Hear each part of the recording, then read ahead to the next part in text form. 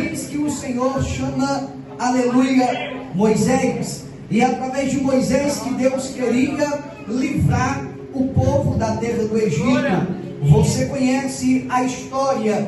Moisés então vai falar com o Faraó, e quando Moisés falando a Faraó, Deus endurece o coração daquele monarca, e Faraó todas as vezes que disse um não, assim o fez. Deus então agora começa a enviar as pragas para a terra do Egito, e você que conhece a história, você lembra, uma das últimas pragas que então o Senhor havia de ordenar sobre a terra do Egito, era que o anjo da morte havia de passar por aquela terra, e ia matar todos os primogênitos. Vocês precisam matar o cordeiro, e quando vocês matarem o cordeiro, vocês vão pegar o sangue do cordeiro e vocês vão passar no umbral da porta. Vocês vão pegar esse sangue e colocar no umbral da porta. O que era o umbral da porta? O umbral era a parte da madeira que ficava ali onde a porta batia, onde a porta tinha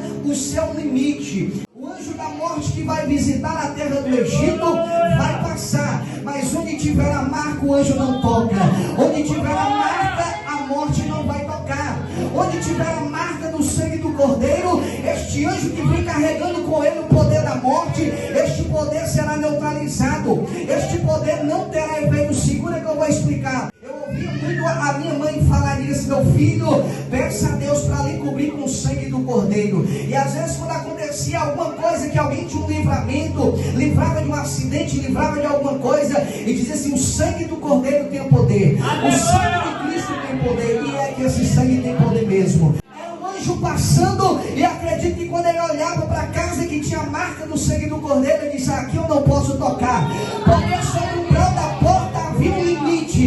E qual limite era esse, irmão Mateus? Era um limite no sangue, porque casa que tem sangue do cordeiro, a morte não toca. Porque casa que tem o sangue do cordeiro, o anjo da morte não pode tocar. O anjo da morte não passa do limite. Talvez nesta noite você chegou aqui e você pode até dizer assim para mim: irmão Mateus, você não sabe pelo que eu passei. Eu tive um mês difícil, 2023, o negócio foi pesado. O diabo se levantou contra a minha vida de forma tremenda. O diabo se levantou contra a minha vida de uma forma poderosa.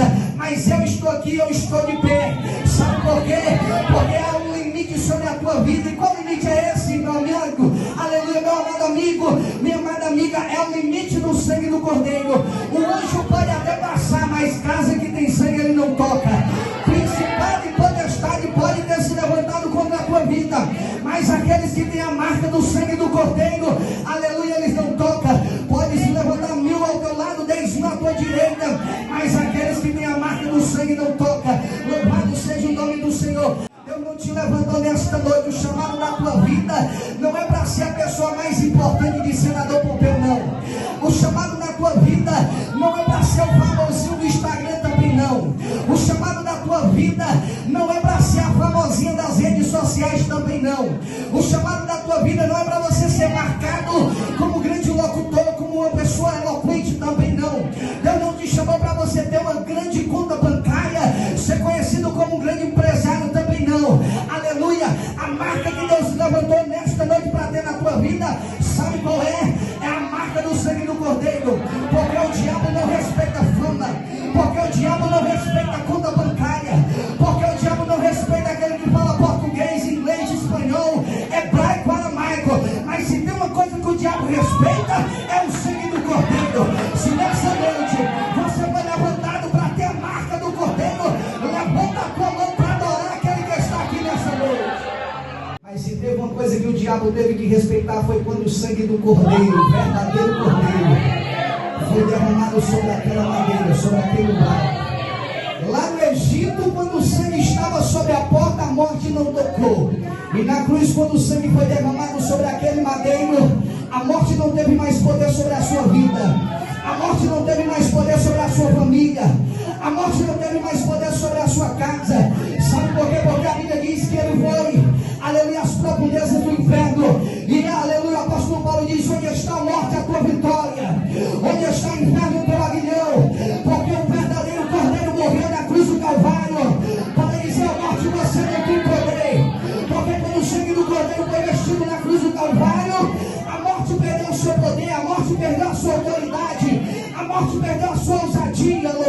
seja Deus.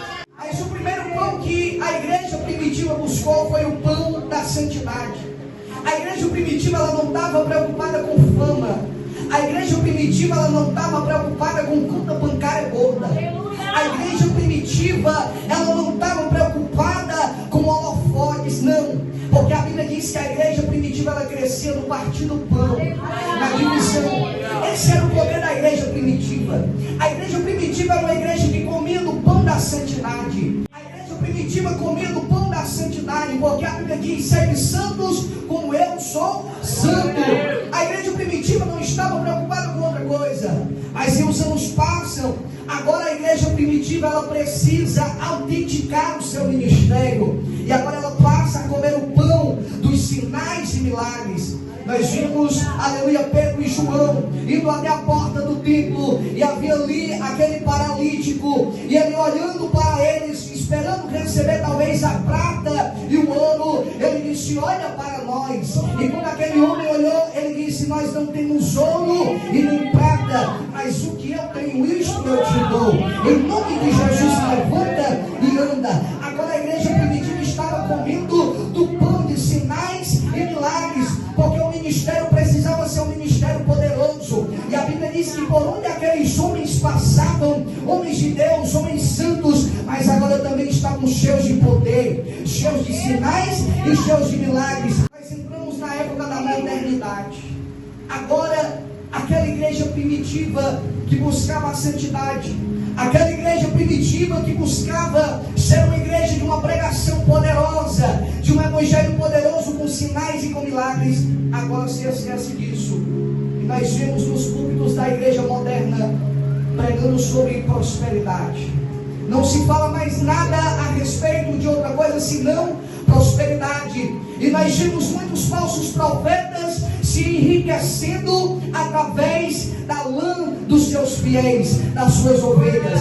A igreja moderna se esquece da santidade, se esquece do evangelho poderoso, e agora só prega a prosperidade. Agora essa igreja se esquece e passa agora a comer do pão do conforto.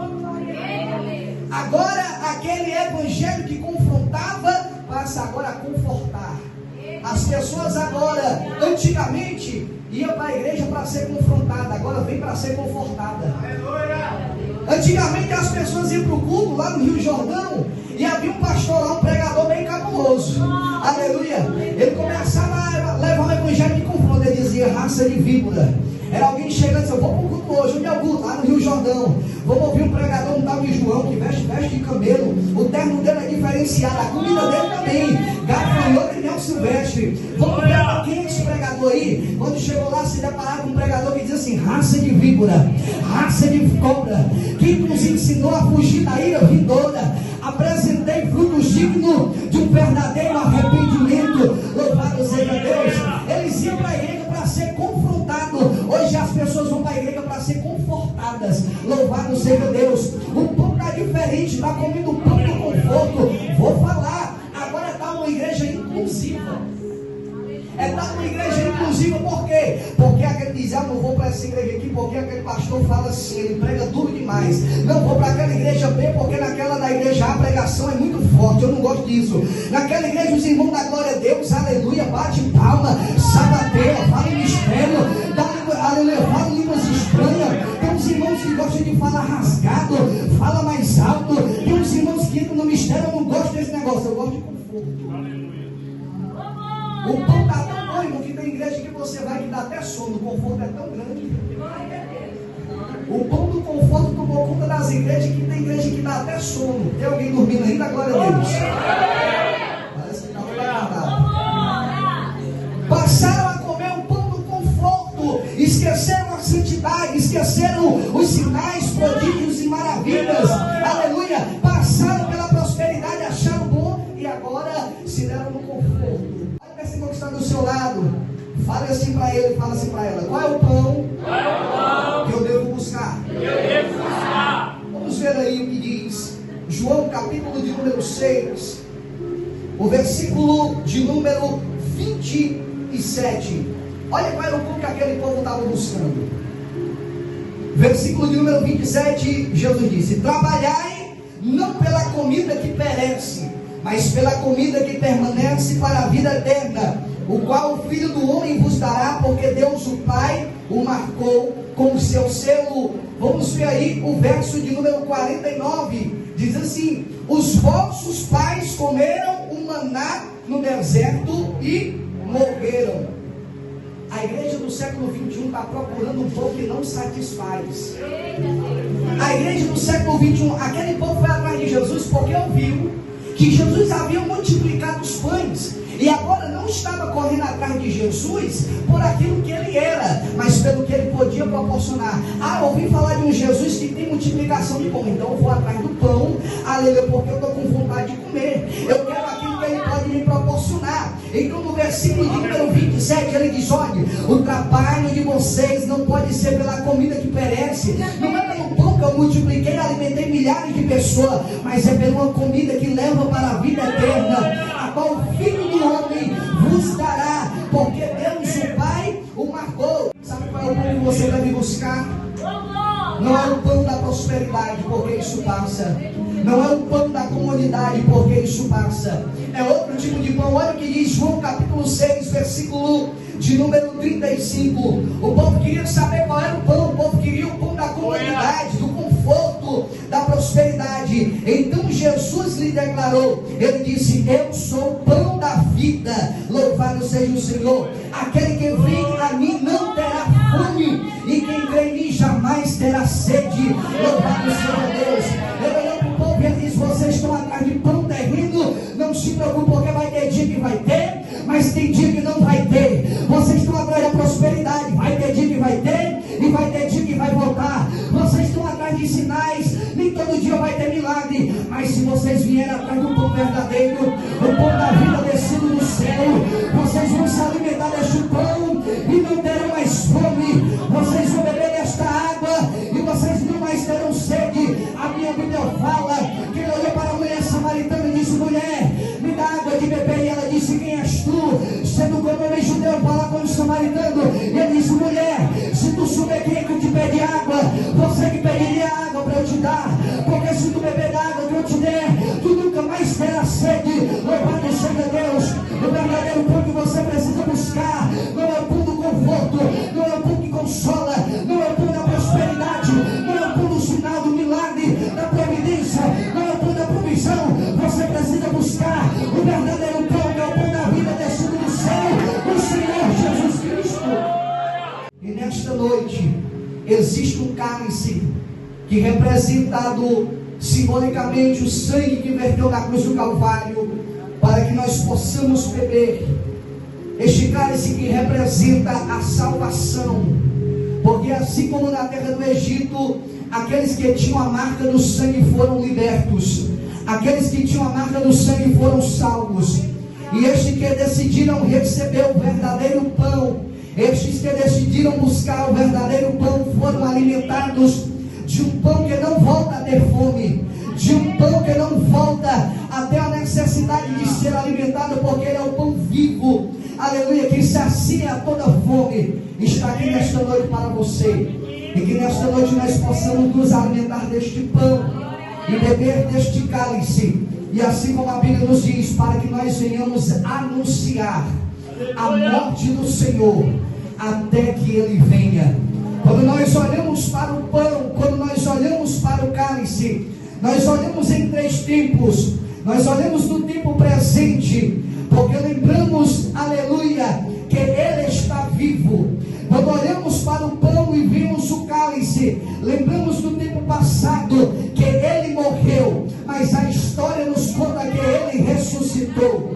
Quando nós olhamos para o pão e vimos o cálice, apontamos para um tempo futuro, igual a este, irmão Mateus, aquele que foi vertido na cruz do Calvário, ao terceiro dia ressuscitado, ele ascendeu aos céus, mas voltará para buscar uma igreja lavada, remida no sangue do Cordeiro, aquele que tem a marca, aleluia, aquele que está nesta noite sendo alimentado pelo pão e pelo cálice do Senhor, virá para buscar a sua igreja, e nós rasgaremos aos céus, e aleluia, nos assentaremos à sua mesa, e participaremos por toda a eternidade com o Pai, o Filho e